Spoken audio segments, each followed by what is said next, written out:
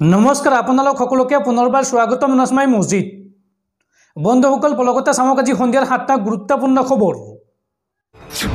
प्रथमটো खबर অসমৰ মুছলমানৰ ধৰ্মীয় অধিকাৰ শেষ কৰিব বিচাৰিছে হিমন্ত বিশ্ব শৰ্মাই। অসমৰ মুছলমানক বদনাম কৰিছে বিজেপি আৰু হিমন্ত বিশ্ব শৰ্মাই। এইবাৰ হিমন্ত বিশ্ব শৰ্মা চৰকাৰৰ বিৰুদ্ধে এইদৰে গৰজি উঠিল সাংসদ তথা এআইএমআইএমৰ নেতা আছাদুদ্দিন ওৱেইচি। অসমৰ মুছলমানৰ ধৰ্মীয় অধিকাৰ শেষ কৰিব বিচাৰিছে হিমন্ত বিশ্ব শৰ্মাই। মুছলমানক কিয় হিংসা কৰে বিজেপি আৰু হিমন্ত বিশ্ব শৰ্মাই। মুছলিম মেৰেজ এক্ট বাতিলক লৈ মুখ্যমন্ত্ৰীক সমালোচনা সাংসদ আছাদুদ্দিন ওৱেইচিৰ। 90 বছৰীয়া পুৰণি আইন শেষ কৰিলে অসমৰ বিজেপি চৰকাৰে। মুছলমানক বদনাম কৰিছে বিজেপি আৰু হিমন্ত বিশ্ব শৰ্মাই। হিমন্ত বিশ্ব শৰ্মাক এইবাৰ চেলেঞ্জ দিলে আছাদুদ্দিন ওৱেইচিয়ে। বাল্য বিবাহ হোৱা অধিকাংশই অমুছলমান লোক। মুছলমান লোকে কমকৈ বাল্য বিবাহ কৰে। মুছলমানক মিছাতে বদনাম কৰিছে বিজেপিয়ে। মাত্ৰ 11%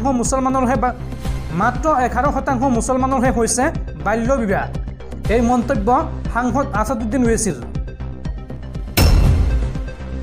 পৰৱৰ্তী খবৰ অতি শীঘ্ৰে অসমৰ লগতে সমগ্ৰ দেশতে বলবৎ হ'ব নাগৰিকত্ব সংশোধনী আইন চমুকৈ কা আৰু কাক লৈ অসম চৰকাৰৰ গৃহ বিভাগৰ কেইবাটাও জৰুৰী নিৰ্দেশনা। 10 মাৰ্চৰ পৰা কা বলবৎ হোৱা পৰ্যন্ত অসম আৰক্ষীৰ সকলো বিষয়া জোৱানৰ ছুটি বাতিলৰ নিৰ্দেশ দিয়া হৈছে। কাক লৈ অসম আৰক্ষীলৈ কেইবাটাও জৰুৰী নিৰ্দেশনা। ৰাজ্যৰ প্ৰতিখন থানাত কন্দুৱা গেছ পানী শিলৈ লাঠি আৰু হেলমেট মজুত ৰখাৰ নিৰ্দেশ অসম আৰক্ষীৰ মুখ্য কাৰ্যালয়ৰ। কাক লৈ ৰাজ্যৰ গৃহ বিভাগে জাৰি কৰিছে জৰুৰী নিৰ্দেশনা। আইন শৃংখলাৰ প্ৰতি লক্ষ্য ৰাখি জাৰি কৰা হৈছে বিশেষ নিৰ্দেশনা। শীঘ্ৰে সমগ্ৰ দেশজুৰি বলবৎ হ'ব কা আৰু সম্ভাৱ্য কা আন্দোলনক লৈ অসম আৰক্ষীক সষ্টম হোৱাৰ নিৰ্দেশ দিয়া হৈছে। অসম আৰক্ষীৰ মুখ্য কাৰ্যালয়ৰ পৰা জাৰি কৰা হৈছে তাৎক্ষণিক নিৰ্দেশনা। 10 মাৰ্চৰ পৰা কা বলবৎ হোৱা পৰ্যন্ত অসম আৰক্ষীৰ সকলো বিষয়া জোৱানৰ ছুটি বাতিলৰ নিৰ্দেশ দিয়া হৈছে।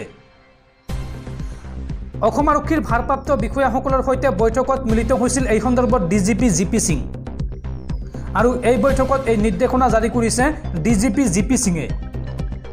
কৰ্তব্যত গাফিলতি কৰিলে শাস্তিৰ সন্মুখীন হ'ব লাগিব সেইগৰাকী আৰক্ষী বিষয়া বা জোৱান। আইন শৃংখলাৰ প্ৰতি লক্ষ্য ৰাখি অসম আৰক্ষীয়ে জাৰি কৰিছে এই নিৰ্দেশনা। সম্ভাৱ্য আন্দোলন ৰোধত ব্যৰ্থ হোৱা আৰক্ষী জোৱান হ'ব পাৰে বৰখাস্ত আৰু প্ৰতিখন থানাত কন্দুৱা গেছ পানী শিলৈ লাঠি আৰু হেলমেট মজুত ৰখাৰ নিৰ্দেশ দিছে অসম আৰক্ষীৰ মুখ্য কাৰ্যালয়ৰ পৰা। তাক লৈ ৰাজ্যৰ গৃহ বিভাগে জাৰি কৰিছে জৰুৰী নিৰ্দেশনা। ৰাজ্যৰ আইন শৃংখলাৰ প্ৰতি লক্ষ্য ৰাখি জাৰি কৰা হৈছে এই বিশেষ নিৰ্দেশনা। পৰৱৰ্তী খবৰ দেশৰ কোটি কোটি কৃষকলৈ ভাল খবৰ আৰু মাজত মাত্ৰ কেইটামান ঘণ্টা আৰু তাৰ পিছতে অৰ্থাৎ কাইলৈৰ দিনটোত দেশৰ কোটি কোটি কৃষকৰ বেংক একাউণ্টত সোমাব PM কিষাণ সন্মান নিধিৰ 16 নম্বৰ কিস্তিৰ ধন। এই তালিকাত আপোনাৰ নাম আছেনে নাই কেনেকৈ চাব চাওঁ আহক। আৰু মাত্ৰ কেইটামান ঘণ্টাৰ পিছতে দেশৰ কোটি কোটি লোকৰ বেংক একাউণ্টত সোমাব PM কিষাণৰ ধন। PM কিষাণ সন্মান নিধিৰ 16 নম্বৰ কিস্তিৰ ধন মুকলি কৰিব দেশৰ কেন্দ্ৰীয় চৰকাৰে। কাইলৈ দেশৰ কোটি কোটি কৃষকৰ বেংক একাউণ্টত সোমাব এই টকা। প্ৰধানমন্ত্ৰী নৰেন্দ্ৰ মোদীয়ে মুকলি কৰি দিব PM কিষাণৰ ধন। এই সন্দৰ্ভত দুটাকৈ হেল্পলাইন নম্বৰ মুকলি কৰিছে চৰকাৰে। ধন লাভৰ ক্ষেত্ৰত অসুবিধাৰ সৃষ্টি হ'লে এই নম্বৰসমূহত দাখিল কৰিব পাৰিব অভিযোগ। কেনেকৈ চাব এই তালিকাত আপোনাৰ নাম আছেনে নাই চাওঁ আহক। তাৰ বাবে বা এই তালিকাত নাম চাবলৈ আপুনি লগইন কৰক pmkishan.gov.in।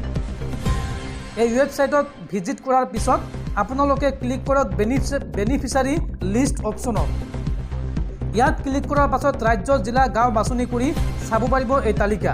এই তালিকাত আপোনাৰ নাম আছেনে নাই সেইটো চাব পাৰিব। আৰু এই সন্দৰ্ভত কিবা অভিযোগ থাকিলে আপোনালোকে ডায়েল কৰক 155261 নম্বৰত।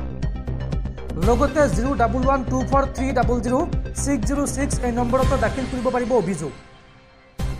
বন্ধুসকল তাৰপিছত 4 নম্বৰ খবৰটো জনোৱাৰ আগতে আপোনালৈ এটা সৰু ৰিকুৱেষ্ট, যদি তেওঁলোকে এইটো ভিডিঅ'ত লাইক কৰা নাই তেন্তে প্লিজ এটা লাইক কৰি দিয়ক আৰু এনেকুৱা ধৰণৰ নতুন নতুন ভিডিঅ' পাবলৈ চেনেলটো ছাবস্ক্ৰাইব কৰি কাষত থকা বেল আইকনটো প্ৰেছ কৰি ৰাখক। পৰৱৰ্তী খবৰ বিজেপিৰ শাসনকালত ভাৰতত বৃদ্ধি পাইছে মুছলমান বিৰোধী ঘৃণামূলক ভাষণৰ ঘটনা। শেহতীয়াকৈ আমেৰিকাৰ প্ৰতিবেদনত প্ৰকাশ পাইছে এই ভয়ংকৰ তথ্য। ভাৰতত বৃদ্ধি পাইছে মুছলমানক টাৰ্গেট কৰি দিয়া ঘৃণামূলক ভাষণ। আমেৰিকাৰ ৱাশ্বিংটনত থকা ইণ্ডিয়া হিট লেব ৰিচাৰ্চ গ্ৰুপৰ প্ৰতিবেদনত প্ৰকাশ পাইছে এই চাঞ্চল্যকৰ তথ্য। বিজেপিৰ শাসনকালত বৃদ্ধি পাইছে মুছলমান বিৰোধী ঘৃণামূলক ভাষণৰ ঘটনা।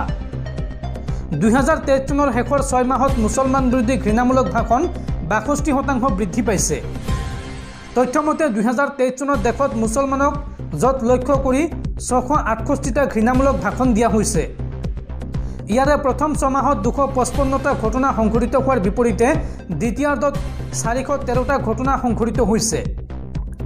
বিজেপি শাসনাধীন ৰাজ্যসমূহত 75% অৰ্থাৎ 498টা মুছলমান বিৰোধী ঘৃণামূলক ভাষণ দিয়া হৈছে।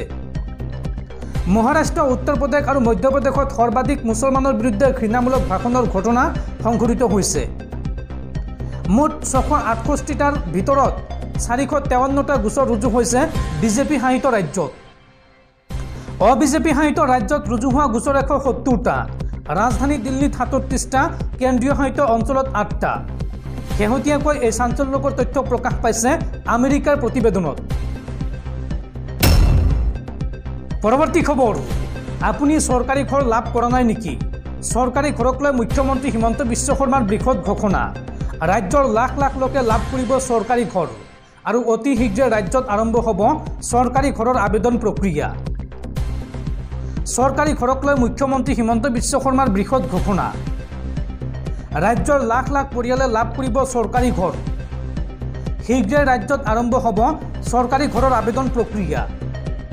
চৰকাৰে আৰম্ভ কৰিব মুখ্যমন্ত্ৰী আৱাস যোজনা। লগতে প্ৰধানমন্ত্ৰী আৱাস যোজনাৰ অধীনত লাভ কৰিব চৰকাৰী ঘৰ।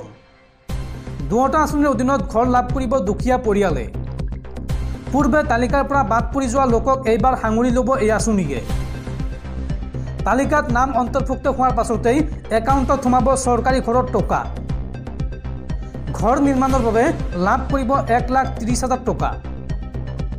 আৰু আবেদনৰ বাবে আপোনাক লাগিব কেইবাখনো জৰুৰী নথি। আপোনালোকে নথিপত্ৰ ঠিক কৰি ৰাখক, অতি শীঘ্ৰে আৰম্ভ হ'ব আবেদন প্ৰক্ৰিয়া। পৰৱৰ্তী খবৰ, আন এক ইতিহাস ৰচিবলৈ সাজু হৈছে ভাৰতীয় মহাকাশ গৱেষণা সংস্থা ইছৰো। এইবাৰ মহাকাশলৈ যাবলৈ সাজু হৈছে 4গৰাকী ভাৰতীয়। এইবাৰ মহাকাশলৈ মানৱ প্ৰেৰণৰ বাবে সাজু হৈছে ভাৰতীয় মহাকাশ গৱেষণা সংস্থা ইছৰো। 4জনকৈ লোকক সাজু কৰি তুলিছে গগনযান মিছনৰ বাবে।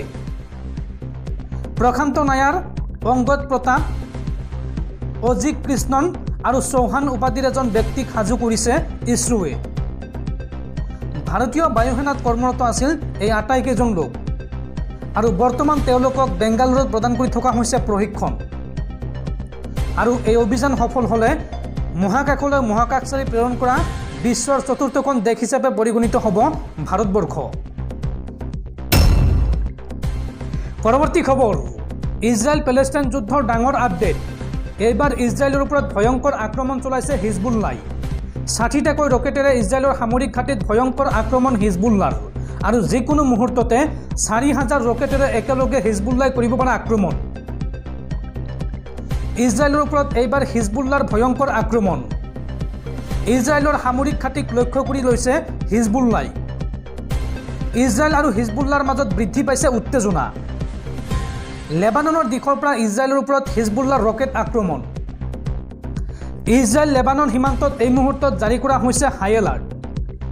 60টাকৈ ৰকেটেৰে ইজৰাইলৰ সামৰিক ঘাটিত আক্ৰমণ হিজবুল্লাৰ। আৰু যিকোনো মুহূৰ্তত এই যুদ্ধই ল'ব পাৰে ভয়ংকৰ ৰূপ। 4,000 ৰকেটেৰে একেলগে হিজবুল্লাই কৰিব পৰা আক্ৰমণ। পৰৱৰ্তী খবৰ, ৰাজ্যৰ লাখ লাখ শিক্ষাৰ্থীৰ বাবে জৰুৰী খবৰ। ৰাজ্যৰ লাখ লাখ শিক্ষাৰ্থীক লৈ মুখ্যমন্ত্ৰী হিমন্ত বিশ্ব শৰ্মাই দিছে কঠোৰ নিৰ্দেশনা। ৰাজ্যৰ শিক্ষাৰ্থী আৰু অভিভাৱকৰ বাবে জৰুৰী খবৰ। প্ৰথম শ্ৰেণীৰ পৰা 10ম শ্ৰেণীলৈকে ছাত্ৰ ছাত্ৰীক প্ৰদান কৰা হৈছে বিনামূলীয়া ইউনিফৰ্ম। ৰাজ্যৰ প্ৰতিগৰাকী ছাত্ৰ ছাত্ৰীয়ে লাভ কৰিব 600 টকা মূল্যৰ দুজোৰ সাজ আৰু 5 মাৰ্চৰ ভিতৰত লাভ কৰিব এই ইউনিফৰ্মসমূহ। শিক্ষাৰ্থীয়ে ইউনিফৰ্ম নাপালে ৰুজু হ'ব গোচৰ। শিক্ষাৰ্থীক দিয়া ইউনিফৰ্ম উচ্চমানৰ হ'ব লাগিব। ইউনিফৰ্মৰ নামত কেলেংকাৰী কৰিলে লগে লগে ৰুজু হ'ব গোচৰ। মুখ্যমন্ত্ৰী ডক্টৰ হিমন্ত বিশ্ব শৰ্মাই দিছে এই কঠোৰ নিৰ্দেশনা।